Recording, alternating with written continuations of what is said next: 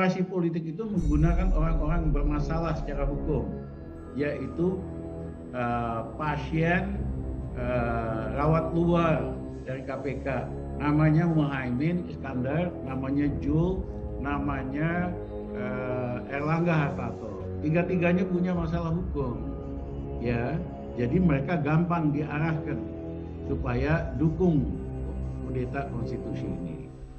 Nah, ternyata kemudian kan pada tekanan publik, reaksi publik luar biasa, akhirnya pada ngaku bahwa yang suruh ini teman kita Bang Luhut. Nah, tapi Bang Luhut nggak berani, ya kan? Harusnya kan gentleman dong, katanya gagah berani, ya ngaku lah, emang aku kok otaknya gitu, malah ngeles. Jadi saya bilang itu dia, saya pikir teman saya Bang Luhut itu orangnya gagah berani, ternyata ngeles juga. Kayak politisi kaleng-kalengan gitu loh.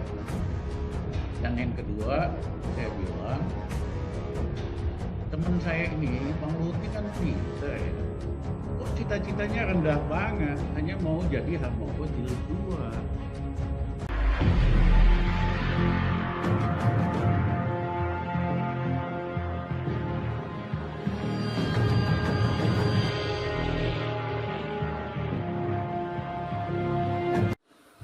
Rizal Ramli bongkar habis-habisan borok istana. Kudeta konstitusi, tinggal menunggu hari. Inilah otak dibalik wacana penundaan pemilu. Sebut Luhut jadi otak dibalik wacana penundaan pemilu. Rizal Ramli.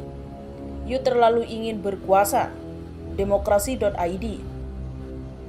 Mantan Menteri Koordinator Bidang Kemaritiman Rizal Ramli kembali melayangkan kritik tajam kepada sosok Luhut Binsar Panjaitan. Ramli menyebut bahwa Luhut menjadi dalang di balik gencarnya usaha penundaan pemilu 2024 hingga perpanjangan masa jabatan presiden. Ia bahkan secara terang-terangan menjelaskan mengenai cara kerja Luhut yang bermanfaat.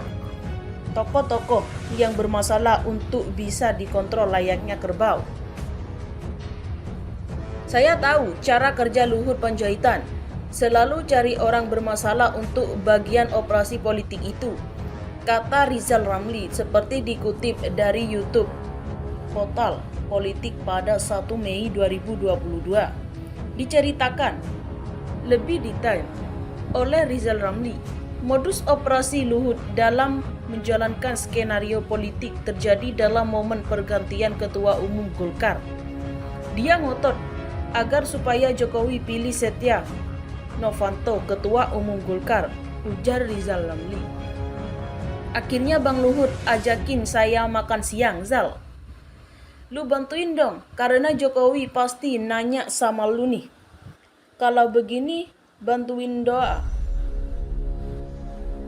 Lu bantu doang lobby Jokowi supaya dukung Novanto jadi ketum Golkar. Gue bilang gak mau, sambungnya. Dari pengalaman itu, Rizal Ramli menjadi memahami cara berpikir Luhut dalam bergerak termasuk dalam operasi kudeta konstitusi mengenai perpanjangan masa jabatan presiden melalui penundaan pemilu 2024.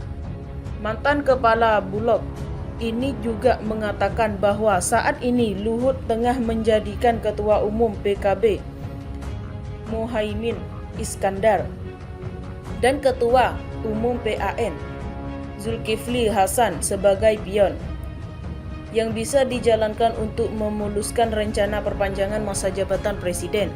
Namun, Rizal Ramli mengatakan bahwa banyaknya protes dari masyarakat akibat isu penundaan pemilu ini bisa membuat pion-pion politik Luhut mengungkap dalang dari skenario penundaan pemilu yang ternyata adalah Luhut. Karena tekanan politik yang luar biasa, akhirnya pada ngaku bahwa yang nyuruh ini teman kita, Bang Luhut. Tapi Luhut gak berani. Harusnya gentleman dong, katanya gak berani. Ya ngakulah. Memang aku kok otaknya malah ngeles. Saya pikir Luhut orangnya gagah berani, ternyata ngeles juga kayak politisi. Kalengan, ucapnya. Lebih lanjut, Rizal Ramli mendesak Luhut berhenti menjalankan operasi penundaan pemilu 2024 karena menurutnya tindakan yang dilakukan Luhut ini bisa mencederai demokrasi di Indonesia. Udahlah bang, stop ambisi you pribadi karena you terlalu banyak kepentingan bisnis yang terlalu banyak ingin berkuasa. Udahlah berhenti, desaknya. Saya mohon sudahlah. Otak di belakang ini semua adalah Luhut. And it's time to stop. Jangan ngeles, ngeyel terus, tandasnya. Berikut komentar dari warganet. Menko, kalau sudah injury time bisanya panik. Terus arsitek gagal partai siapa? Ujar Kiki. Wah, tetap melangkah. Viralkan, bongkar bang, ujar Aziz. Percaya atau tidak kepada akhirat, yang pasti kita semua ini akan mati. Semoga LBP masih sempat bercermin dan melihat uban dan wajah keriputnya sebagai tanda bahwa hilang lahat sudah tidak jauh lagi. Hingga mengingat kematian sudah tak mampu lagi menjadi nasihat, maka itu tanda mati. Sudah mati. Ujar 5. Luhut harus segera disudahi geraknya. Kalau Indonesia pengen aman dan kembali sejahtera, kalau bisa sampai gak bergerak dan bernafas lagi, ujar Didi.